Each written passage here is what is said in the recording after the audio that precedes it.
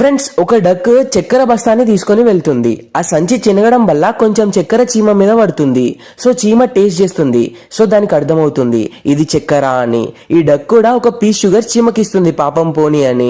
And చీమ దాన్ని తీసుకొని వెళ్తుంది. దారిలో దాని ఫ్రెండ్ కనిపిస్తుంది. అండ్ ఇలా ఆ నోట ఈ నోట అన్ని చీమలకు ఈ చక్కెర దారి తెలిసిపోతుంది. డక్ కి ఎందుకో డౌట్ వచ్చి దాని ఇంటి బయటకు వెళ్లి చూస్తుంది. అండ్ నిజంగానే చీమల గుంపు వస్తుంది.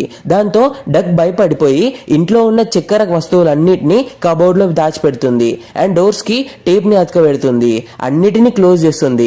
అప్పుడే దానికి ఒక పేపర్ దొరుకుతుంది. దాన్ని టేబుల్ మీద పెడుతుంది. ఆ లెటర్స్ అన్ని చీమలే యాక్చువల్ గా. ఈ డక్ కేక్ ని తయారు చేస్తూ ఉంటుంది. అండ్ చీమలన్నీ కలిసి రేడియో బటన్ ని ఆన్ చేస్తాయి.